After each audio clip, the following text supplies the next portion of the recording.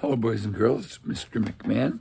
And today I'd like to read a book called The Great Kapok Tree, A Tale of the Amazon Rainforest. And it's written by Lynn Cherry.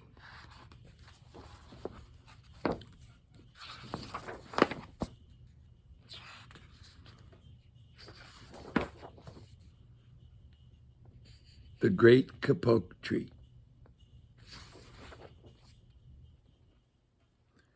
Two men walked into the rainforest. Moments before, the forest had been alive with the sounds of squawking birds and howling monkeys. Now all was quiet as the creatures watched the two men and wondered why they had come. The larger man stopped and pointed to a great kapok tree. Then he left. The smaller man took the axe he carried and struck the trunk of the tree. Whack, whack, whack. The sounds of the blows rang through the forest. The wood of the tree was very hard. Chop, chop, chop. The man wiped off the sweat that ran down his face and neck. Whack, chop, whack, chop. Soon the man grew tired. He sat down to rest at the foot of the great kapok tree. Before he knew it, the heat and hum of the forest had lulled him to sleep.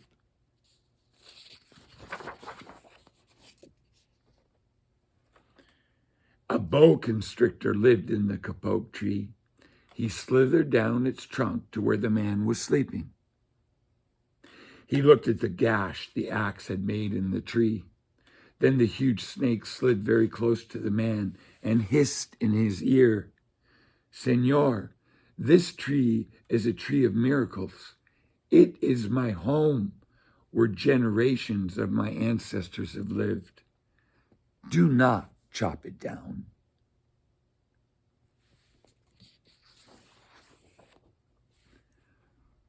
A bee buzzed in the sleeping man's ear.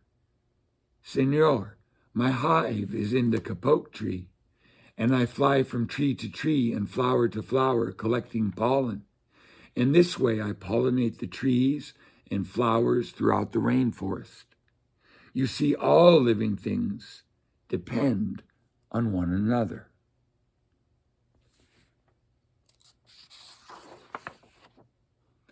A troop of monkeys scampered down from the canopy of the kapok tree. They chattered to the sleeping man, "Senor, we have seen the ways of man. You chop down one tree, then come back for another and another. The roots of these great trees will wither and die, and there will be nothing left to hold the earth in place. When the heavy rains come, the soil will be washed away, and the forest will become a desert."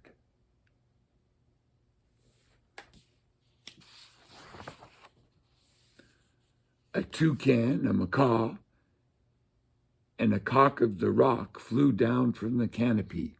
"Senor," squawked the tacoon, "you must not cut down this tree. We have flown over the rainforest and seen what happens once you begin to chop down the trees. Many people settle on the land. They set fires to clear the underbrush, and soon the forest disappears. Where once there was life and beauty, only black and smoldering ruins remain."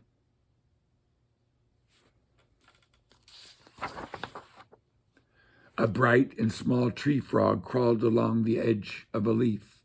In a squeaky voice, he piped in the man's ear, "Senor, a ruined rainforest means ruined lives, many ruined lives.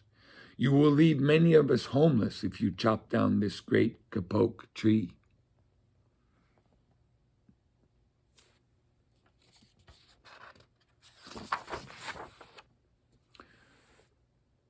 A jaguar had been sleeping along a branch in the middle of the tree.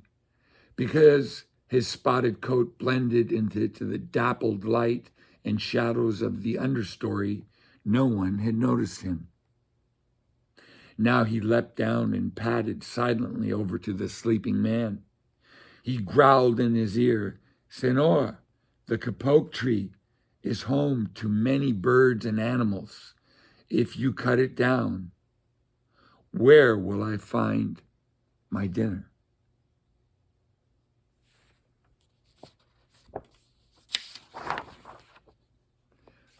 Four tree porcupines swung down from branch to branch and whispered to the man, "Senor, do you know what we animals and humans need in order to live?"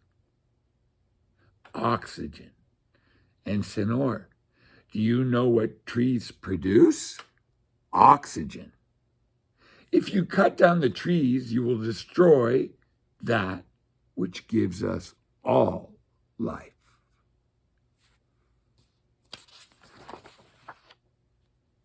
Several anteaters climbed down the kapok tree with their young clinging to their backs. The unstriped anteater said to the sleeping man, "Senor, you are chopping down this tree with no thought for the future, and surely you know that what happens tomorrow depends on what you do today. The big man tells you to chop down a beautiful tree. He does not think of his own children, who tomorrow must live in a world without trees."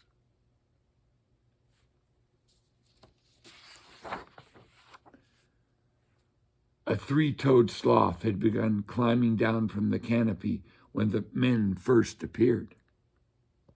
Only now did she reach the ground, plodding over so slowly ever to the sleeping man.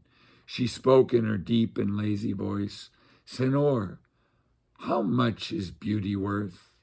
Can you live without it? If you destroy the beauty of the rainforest, on what would you feast your eyes?"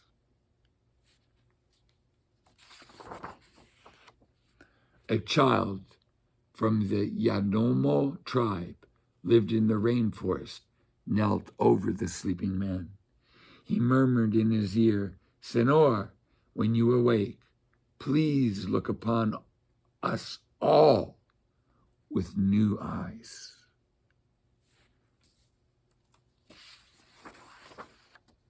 The man awoke with a start. Before him stood the rainforest child, and all around him, staring, were the creatures who depended on the great kapok tree. What wondrous and rare animals they were.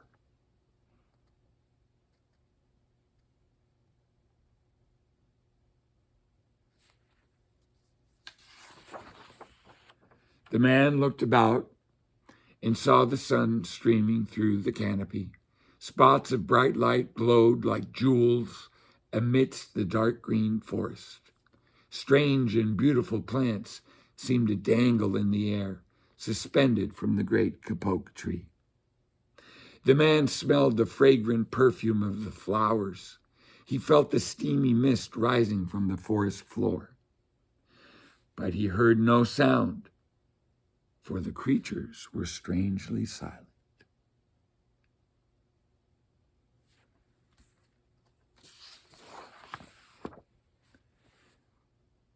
The man stood and picked up his axe.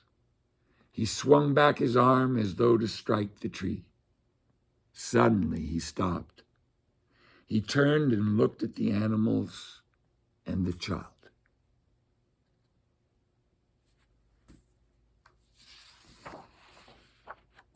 He hesitated, then he dropped the axe and walked out of the rainforest.